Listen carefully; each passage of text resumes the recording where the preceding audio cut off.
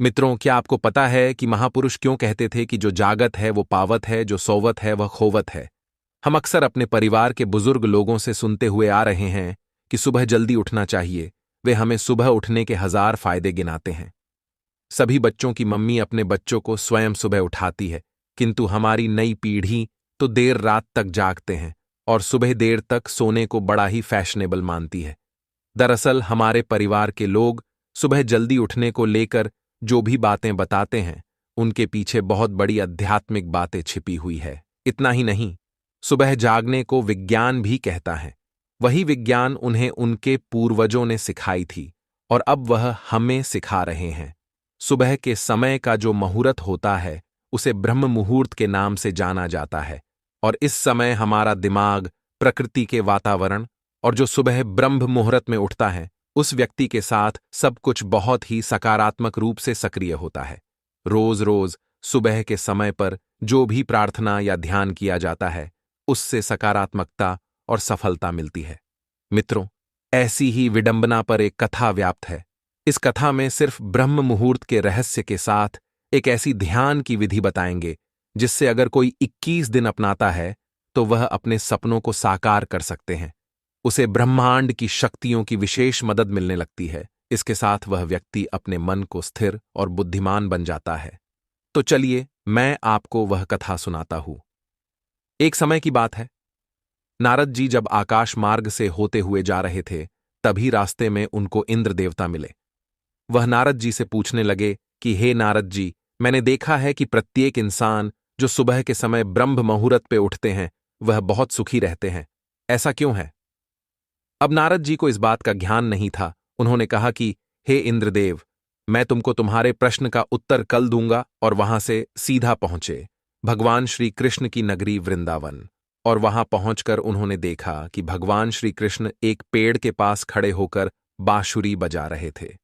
जैसे ही नारद जी श्री कृष्ण के पास पहुंचे, श्री कृष्ण ने बांसुरी बजाना बंद कर दिया और नारद जी से बोले, हे नारद जी, आप बड़े चिंतित दिखाई पड़ रहे हैं। आपको किस बात की चिंता है? तब देवर्षि नारद जी बोले, हे भगवन, आज मैं आकाश मार्ग से होता हुआ वैकुंठ लोक की तरफ जा रहा था। तब रास्ते में मुझे देवराज इंद्र मिले।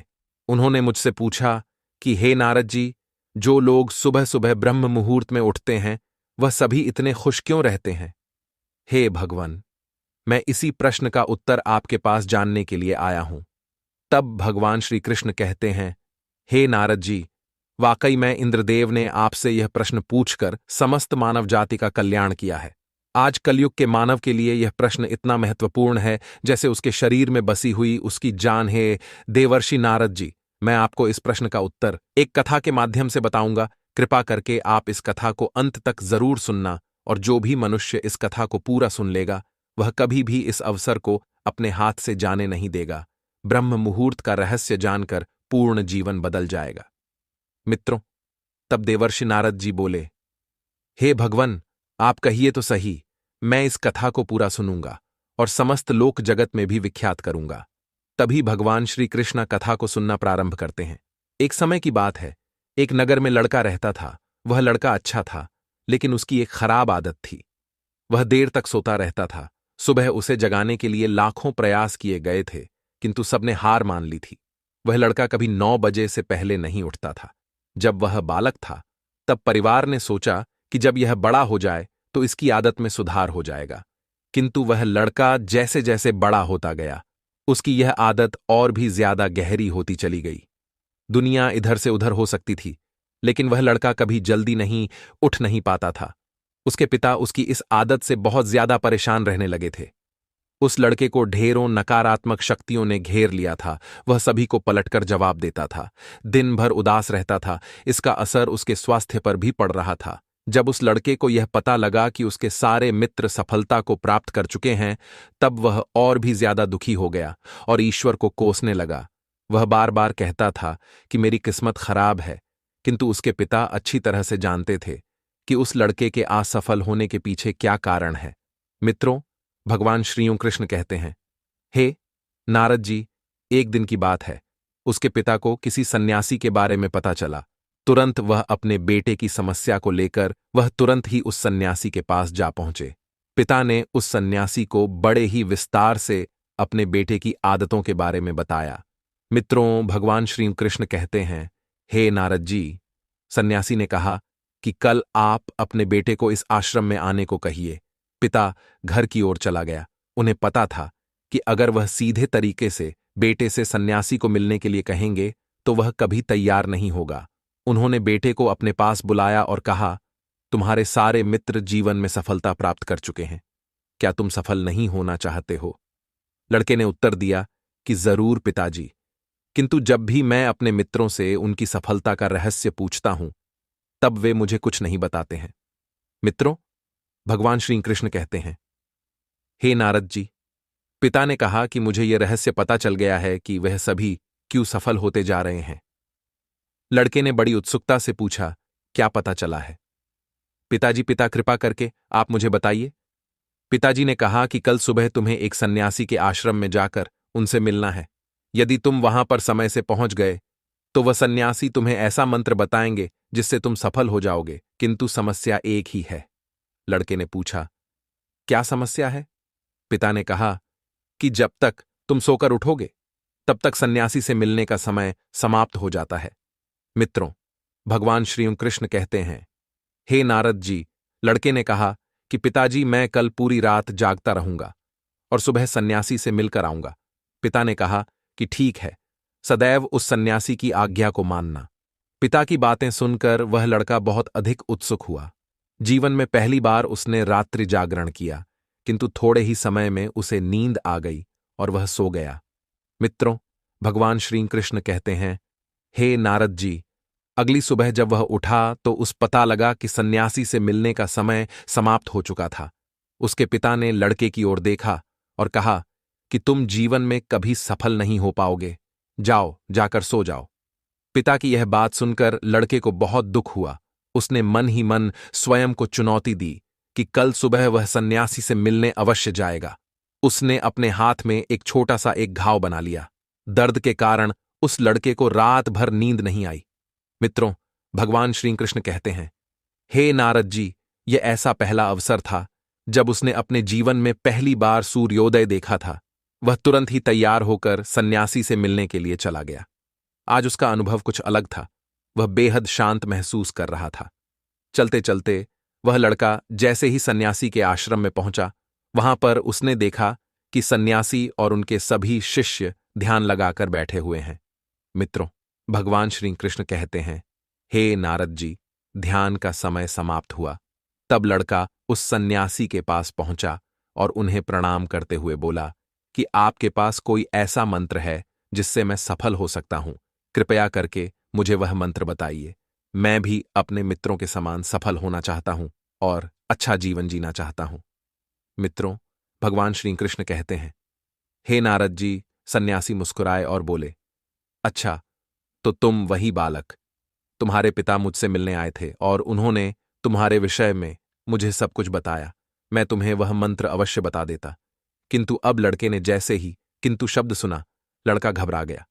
उसने पूछा, किंतु क्या गुरुदेव? मित्रों, भगवान श्री कृष्ण कहते हैं, हे नारद जी, तब सन्यासी बोला, मैं तुम्हें वह मंत्र बताऊंगा, किंतु अगले 21 दिनों तक तुम्हें मेरी आज्ञा माननी होगी। मैं तुम्हें वह मंत्र 21 दिनों के बाद बताऊंगा। तब तक मैं तुमसे जो भी कार्य कहूंगा तुम्हें वह करना होगा। यदि तुम असफल हुए या कार्य के बीच से तुम्हारा संकल्प टूट गया, तब उस मंत्र का असर नहीं होगा। दृढ़ निश्चय के साथ उस लड़के ने कहा कि मुझे आपकी सारी आज्ञा स्वीकार है। मैं अगले 21 दिनों के लिए आपका दास हूं। आप जो भी कहेंगे मैं वही करूंगा। मुझे केवल और केवल उस मंत्र के बारे में जानना है। मित्रों, भगवान श्री कृष्ण कहते हैं, हे नारद जी, सन्यासी ने कहा कि ठीक है, कल से तुम्हारा कार्य शुरू होगा। तुम इसी आश्रम में निवास करोगे। वह लड़का आश्रम में निवास करने के लिए तैयार हो गया। बौद्ध सन्यासी ने कहा कि यहां रहते हुए तुम्हें ब्रह्म मुहूर्त में उठना होगा और दूसरे शिष्यों की तरह ध्यान और तप करना होगा। साथ ही आश्रम के कार्यों में भी सहायता करनी होगी।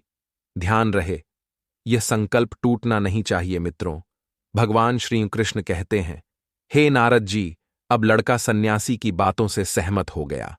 अगले दिन से उसके कार्य के दिन की शुरुआत थी। इस बार लड़का इतना दृढ़ निश्चय था, किंतु 1 सप्ताह बीतने के पश्चात ही उसका संकल्प टूट गया और वह 8वें दिन देर तक सोता रहा। जब वह जागा तो उसने कहा कि मुझसे कितनी बड़ी भूल हो गई है। वह रोते हुए सन्यासी के पास पहुंचा और कहा कि हे गुरुदेव, मेरा संकल्प टूट गया है, अब मैं जीवन में कभी सफल नहीं हो पाऊंगा। बौद्ध सन्यासी ने उसे समझाते हुए कहा कि एक बार फिर से शुरुआत करो, फिर से संकल्प करो। लड़के ने सन्यासी से प्रश्न किया कि सुबह उठना इतना आवश्यक क्यों होता है और यहां पर सभी लोग इतनी जल्दी क्यों उठ जाते हैं। मित्रों, भगवान श्री कृष्ण कहते हैं, हे नारद जी। तब सन्यासी ने लड़के को समझाते हुए कहा कि सुबह यानी ब्रह्म मुहूर्त में उठने के पीछे बहुत बड़ा विज्ञान छिपा हुआ है। लड़के ने कहा कि कृपया करके मुझे वह विज्ञान बताने की कृपा करे। सन्यासी ने कहा कि रात्रि को 4 पहर में बांटा गया है। पहला रुद्रकाल, जिसका समय शाम 6 बजे से लेकर 9 बजे तक होता है। दूसरा राक्षस काल, जिसका समय 9 बजे से 12 बजे तक होता है। तीसरा गंधर्व काल, जिसका समय रात्रि 12 बजे से भर 3 बजे तक होता है। और सबसे अंत में जो पहर आता है उसे मनोहर काल कहते हैं। इस समय को ब्रह्म मुहूर्त या अमृत बेला के नाम से भी जाना जाता है। इसका समय 3 बजे से सुबह 6 बजे तक होता है।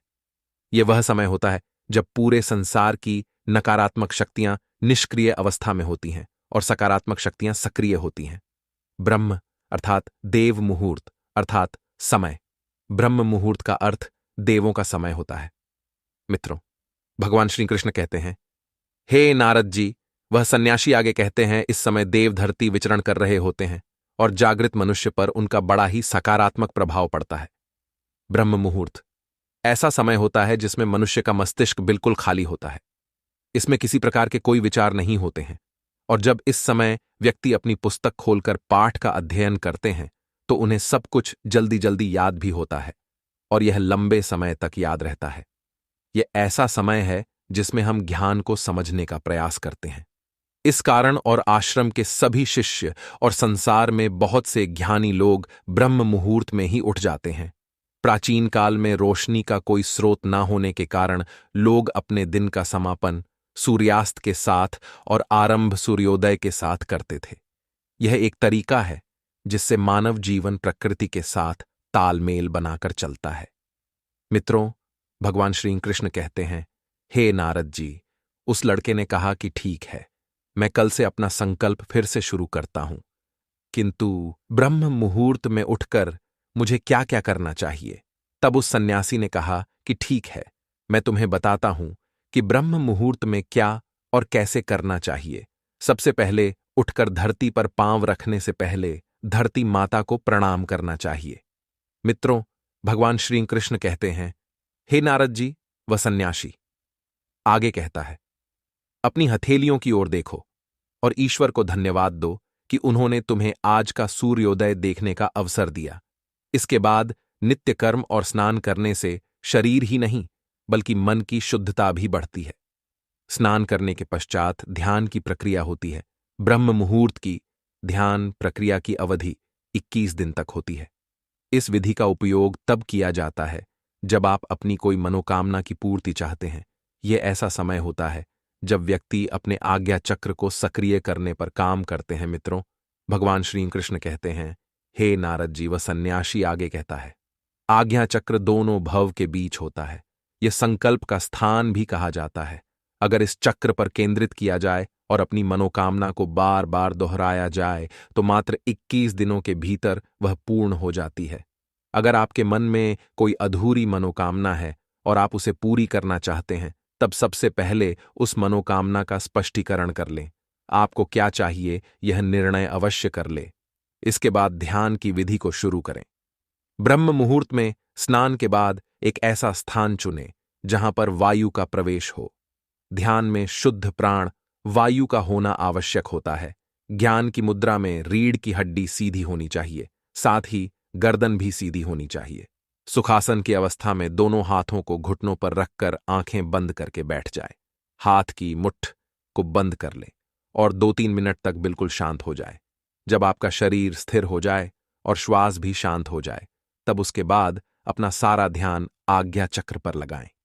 इस दौरान लंबी गहरी सांस लें और सांस को रोक कर रखें। इस समय आप अपनी इच्छा को मन ही मन दोहराएं। अपने मन की आंखों से इष्ट देव और देवी देवताओं गुरुओं का चिंतन करें। मित्रों, भगवान श्री कृष्ण कहते हैं, हे नारद जी, उस सन्यासी ने कहा, जब सांस को रोकना कठिन हो जाए तब धीरे धीरे सांस को बाहर की ओर छोड़े। सांसों को नाक से भरे और मुख से छोड़े। इस प्रक्रिया 3 को 4 बार प्रतिदिन दोहराना है। ऐसा प्रतिदिन करने से आपकी जो मनोकामना है वह अवचेतन मन तक अवश्य पहुंच जाएगी और इच्छा पूर्ति जल्दी होगी। आज्ञा चक्र सक्रिय होता है और हमारी आज्ञा को पूरा करता है। सांस को रोककर रखने के दौरान शरीर में आपातकाल स्थिति हो जाती है, जिससे कि आप बेकार की बातें सोचने और विचार करने से बचते हैं। इससे मन की एकाग्रता बढ़ती है, तब इच्छाएं अवचेतना पहुंचाती हैं। ब्रह्म मुहूर्त के समय पर ईश्वर की विशेष कृपा होती है और कोई भी व्यक्ति को जब अपनी मनोकामना को इस समय दोहराता है तो उसकी इच्छा है जल्द से जल्द पूरी होती है। मित्रों, भगवान श्री कृष्ण कहते हैं, हे नारद जी, इस प्रकार सन्यासी ने उस लड़के को ब्रह्म मुहूर्त का महत्व बताया। अगले 21 दिनों तक उस लड़के ने बड़े ही मन के साथ इस प्रक्रिया को अपनाया। अब वह बहुत ही ज्यादा अनुशासित और शांत स्वभाव का व्यक्ति बन चुका था। उस लड़के ने जैसे ही अपना संकल्प का पूरा कर लिया, उसके पश्चात वह व्यक्ति बड़े ही प्रसन्न भाव से सन्यासी के पास पहुंचा और कहा, हे गुरुदेव, मैंने 21 दिनों का संकल्प पूरा कर लिया है। अब कृपया करके मुझे सफल होने का मंत्र बताइए। तब उस सन्यासी ने मुस्कुराते हुए कहा कि पिछले 21 दिन से जो अभ्यास तुम करते हुए आ रहे हो, वही तुम्हारी सफलता का मंत्र है। जो व्यक्ति ब्रह्म मुहूर्त में उठकर ध्यान प्रक्रिया को सही से करते हैं, वह जीवन में कभी असफल नहीं हो सकते। तुम्हें ब्रह्म मुहूर्त का रहस्य पता चल चुका है। अब इस जीवन पर्यंत करो, तुम्हें जीवन के लक्ष्य और सफलता दोनों प्राप्त होंगे। उस व्यक्ति ने सन्यासी को धन्यवाद दिया और ब्रह्म मुहूर्त के नियमों का पालन जीवन पर्यंत तक करने का वादा भी किया। अब मित्रों, भगवान श्री कृष्ण कहते हैं, हे नारद जी, अब तो आपको पता चल गया होगा कि ब्रह्म मुहूर्त क्या होता है। तब नाराज बोले, हे प्रभु, अब मुझे ब्रह्म मुहूर्त का संपूर्ण ज्ञान हो गया है। इतना कहकर नारद जी ने भगवान श्री कृष्ण को धन्यवाद दिया और इंद्रदेव के पास जाकर उन्हें ब्रह्म ज्ञान का संपूर्ण ज्ञान दिया। मित्रों, आप सभी भी अगर अपने जीवन में हमारी प्राचीन परंपरा को अपनाओगे तो निश्चय ही आपके जीवन में बहुत ही जल्द सब कुछ बदल जाएगा। आशा करता हूं आप वीडियो में कमेंट अवश्य कर देना। वीडियो देखने के लिए आप सभी का दिल से धन्यवाद।